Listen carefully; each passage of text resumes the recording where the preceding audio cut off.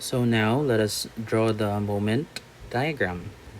But before that, as you observe, ni-reach na sad ni siya at point 0, at point O. It means to say that it will give us the point of inflection, the value, the maximum value of all the moments, meaning it's gonna be positive maximum or negative maximum. And with that, let's drop down a line for this point. And then i-broken lang na ko kay broken man jud siya all the time. Charot. Broken line. Okay.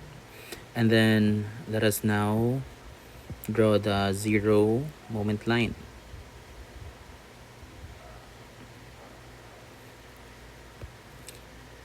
Zero moment line here. And let's proceed with moment diagram or moment values. So moment values. For moment values, let's start at point A. Evaluate na lang nato tanan no if there are rotational loads. At point A, wala. At point B, wala. At point C, wala. At point D, wala. Walay rotational moment, no? Walay ingon ana. No? So, therefore, all the points here will only give us one value of moment. So, like MA, MB, MC, and MD. Okay. At MA, you should start at 0. And then at point B, you copy the previous value. So MB is 0 plus or minus the area from A to B. Area meaning area sa shear from A to B. So this is the area of shear. So ito lang padakan. This is the This is the area sa shear at B. And ang distance niya is 1 meter. So 1 meter na siya. So it's 1 meter times 60. Then negative siya. So it's 0 minus 60 times 1. So MB is negative 60 kilonewtons meter. Then i-plot sa nato.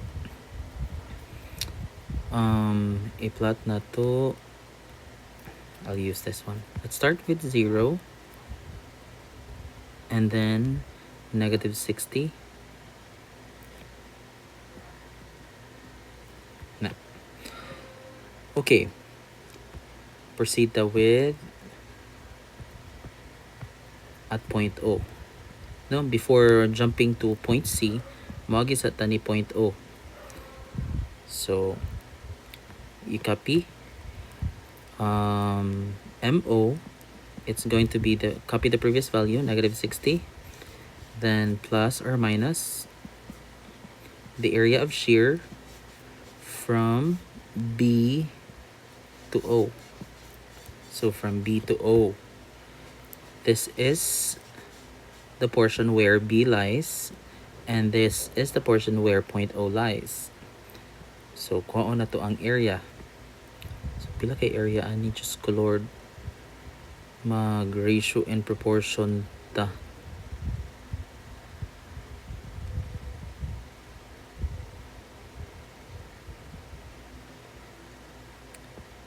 Okay. So mo ni ang area. Pagamya na to kay di masud.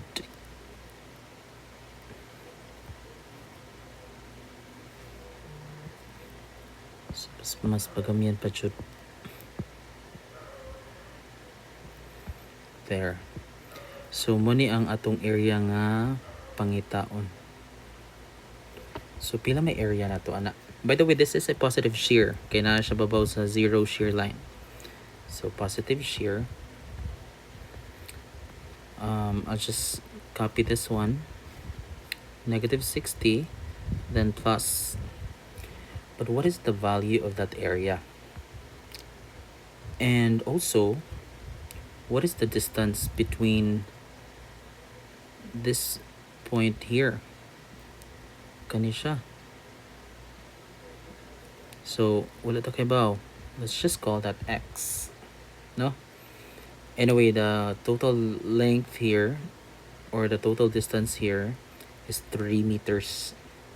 So, ang buhaton nato kay ratio and proportion.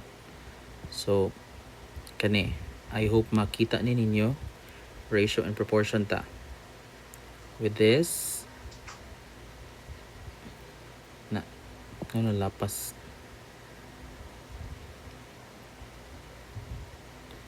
Lapas siya. We have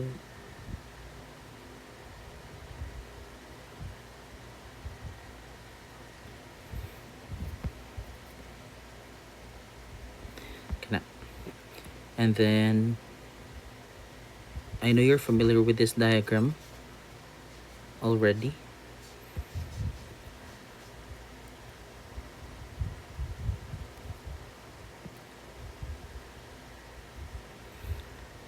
So I'm drawing now a curve. Now I hope makita ninyo ang curve. And then ato na siyang ibalhin. I'll just place this vertical line. Kung naabot siya diha.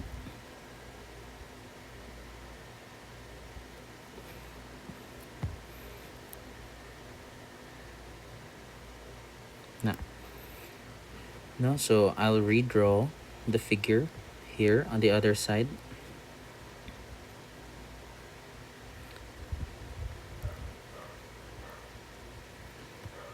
Pagkahuman, gamay ra kay siya nga space.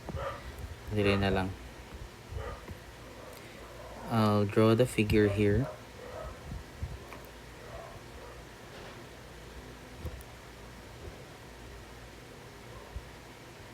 Oops.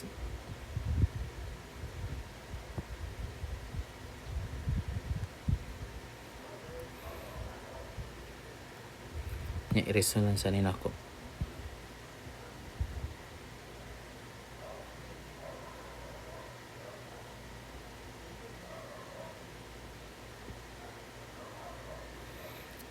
Okay.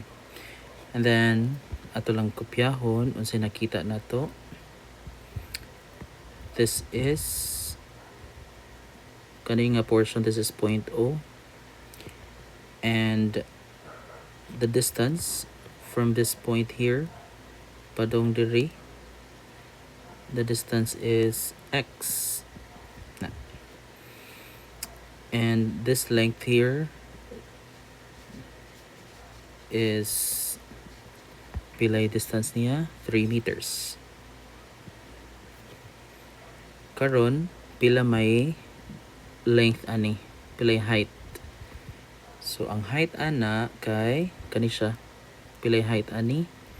Basically ang height ana kay 84, no? From 0 padong diha. So 84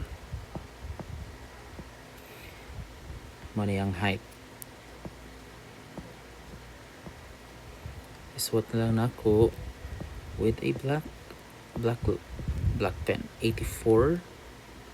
And then pila may height ani, kani siya. So this is the amount 120. Okay, if you try to add 84 and 36 with their absolute value, so 84 plus 36, that's 120. Or basically the load nga imong gi-subtract kana 120. So there. Ito is what? This is 84 and this is 120. Now we can use the squared property of the parabola. Okay, so squared property. Let's start with 84 over x squared equal to 120 over 3 squared. So x is pila na siya. So nganong important din na to ang pag-determine sa x para makahibaw ta sa location sa point of inflection. Manay purpose. It's 2.509 or that's 2.51. So ito ba ni ako sa i-double check. 84 over x squared 120 over 9 2.51. So the value is 2.51. So kaybaw na ta sa location sa point of inflection. Ang reason di ay nganong ato na siyang gisolve pod. Kay remember that this area is a spandrel area. So kaybaw naman ta sa formula sa spandrel, di ba? So I'll call this as area 1. No? So area 1. Pagkahuman, let's solve sa area 1. Area 1 is equal to base times height over n plus 1. Remember this? No? So what is the n sa kaninga curve? So according sa problem or according sa atong na-solve, it's at second degree. So that's n. Ang base na to kay the base is x, no? So it's x times 84 over 2 plus 1. So x is 2.51 times 84 divided by 3. So area 1 is 2.51 times 84 divided by 3. It's 70.28. 70.28. Pero ang say gamit ani niya? Remember nga kaning spandrel and together with this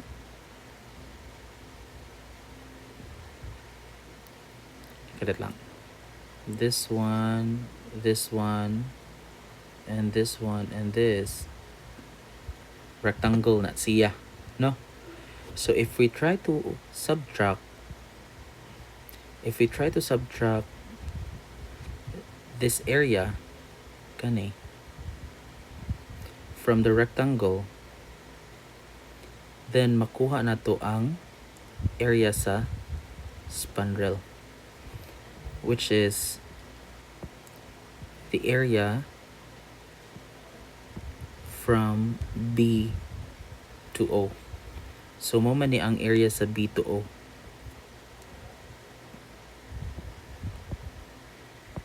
Kani this is the area from B to O.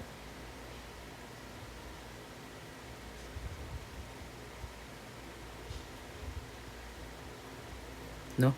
So I hope na clarify na nato. That is the area from B to O. So ato i-solve. So the area di ay from B to point O is equal to area sa rectangle. Area sa rectangle is x times 84.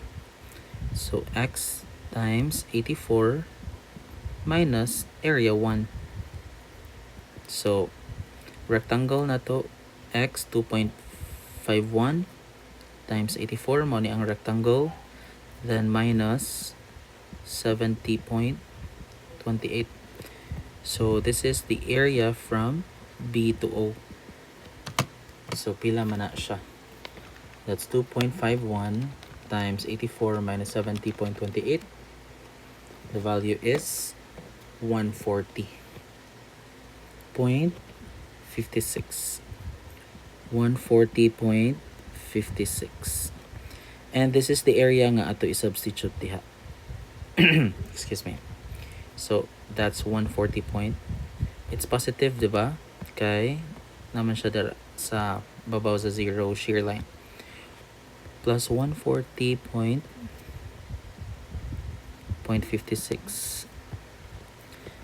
And that is the value of our point O.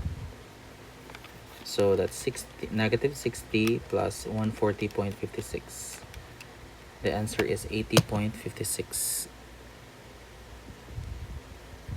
kilonewtons meter. Ito i-plot.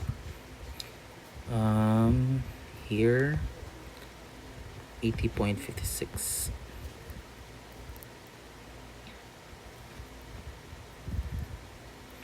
One, two, three, here. So diri ang 80.56.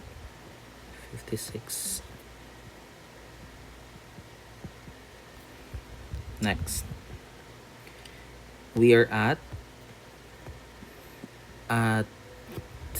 point B, point C na ta. Okay, manam ta sa point O. At point C. So, mo to no, na-evaluate na nato nga walay moment loads. So, usara gid ka value sa point C. At point C, the load from, you copy the previous value, which is 80.56. And then plus or minus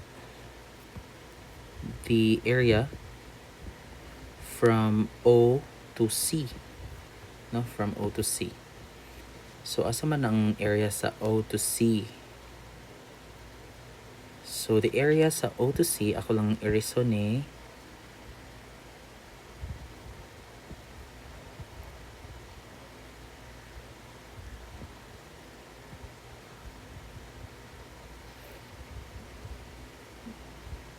Oops. So, ang area sa O to C kay this one. No? So, muna siya ang area sa O to C. So, how do we solve for that area? Asa na siya nga area? No, nara na siya diri. Muna siya nga area diha. So, what is that area equal to? So, kana nga area is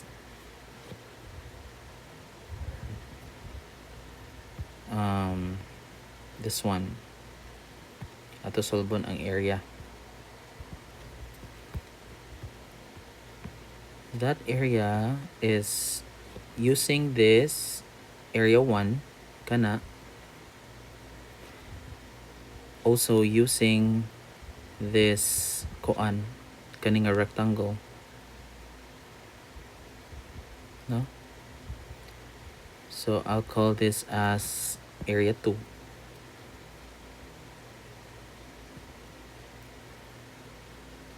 And the big spandrel. So ang big spandrel kay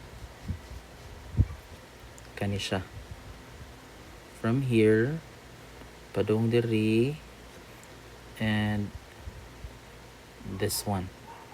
So I'll call this as area 3. So para ma-compute nato ang area sa O to C di is equal to, wala ko space diha. Dire. Ang area sa O to C di is equal to area 3, which is the big spandrel, minus area 1 minus area 2. So, di ba? If ato ning gamiton nga area, kani siya nga area. So, kung ato ning gamiton nga area, big nga spandrel, kani, kana, if this is the big spandrel, pagkahuman, minusa nato sa kani nga area, which is area 1, ang nahabilin kay kanina lang nga portion. No, kanina lang nga portion no ang nabilin. So minusan gihapon og kani nga area Kani. So which is area 2. That's why ang mahabilin nga area kay kani na lang.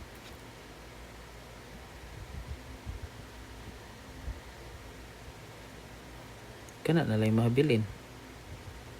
Which is your area sa OC. Diba? So, solve sa nato si area 3. Okay?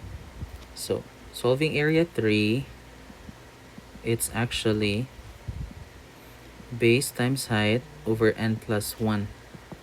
So, n plus 1.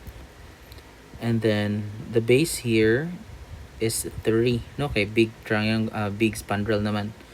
Times the height is 120. Divided by 2 plus 1. So, this is area 3. So that's 3 times 120 divided by 3. That's 120. Now, pagauman, area 1, do not forget, na-solve na nato this one. No? So, isuwat lang ako balik. Area 1 is 70.28. And then, we're gonna solve for area 2. Area 2 is the rectangle. No? Kani siya. So, what is this area equal to?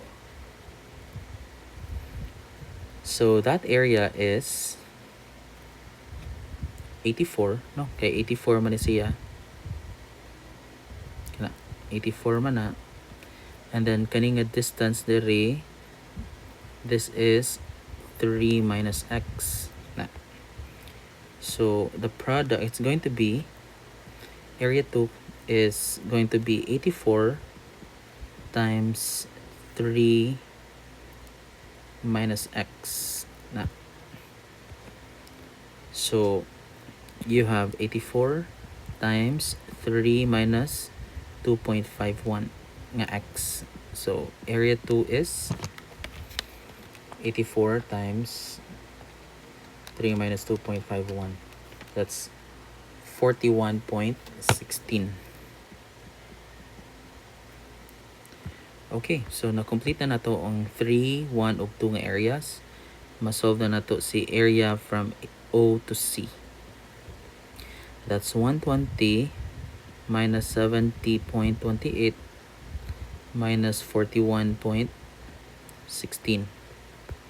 So, ang area from O to C, kay gamay gini siya nga value. Kay makita mo sa nimo, nga gamay siya nga figure. That's 120 minus 70.28 minus 41.16. So, this is 8.56. So, mo ni atong i-substitute sa area from O to C. So, 8.56. So, this is going to be 80.56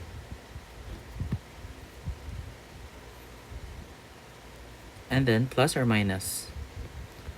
It's minus, no? Kaya naman siya below sa zero shear line. Minus 8.56. And then MC is 80.56 minus 8.56, it's 72. So, 72 kilonewtons meter. So, i-plot na to si 72. Diri dapita. So, diri lang siya nga part. Si 72. And then, we have to plot the last portion at point D. So, at point D, mo gyapon usara ka point kay walay moment load. MD, you copy the previous value, which is 72 plus minus the area of shear from C to D. So, 72. Then C to D. So the area is here, kani. So this is the area from C to D, and this is a negative shear, so minus. And the distance ana is 2 meters. So 2 meters. So 2 meters times 36 kay rectangle man siya. So yeah, minus 2 meters times 36. MD is 72 minus 2 times 36. It's 0. So dapat mo 0 gid na siya kung naabot na ta sa endpoint. So i-plot na to siya as 0 value. And we're ready to connect. Okay. So in connecting this point and point here, tanaw na to ang previous, which is 0 degree line. So it's just a inclined line. So inclined line siya. And this is at first degree. Next, the second degree siya from 60 and 80.56. We plot it based sa kana second degree, mahimo siyang third degree. And from left to right, we try to draw a vertical line from left to right. So no, di mo makita here. Kani vertical line. If we try to draw vertical line here, what happens to the vertical line? Padong sa point O, nagkagamay. So therefore, it's positive decreasing. Positive kay babaw man siya sa 0 shear. Positive decreasing here. That's positive decreasing. So how to plot? Like that. Digya po na ko siya makuha. Like that. So this is at third degree. No? Kay second degree man ni dere. Positive decreasing. And kani connecting this 80 and 72.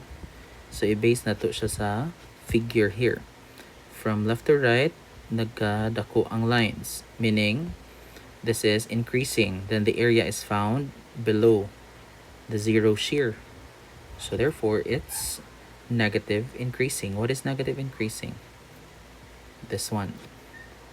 So negative increasing, it's like that. And the curve is at second degree curve manino gikan sa kani. So third na ni siya. Third degree. And for the last one, this 72 and 0, i-connect na to siya sa kana base sa 0 degree line. May mo siyang first degree. So it's just a straight line. Connect lang na to. And this is at first degree. There. This is your shear end moment diagram.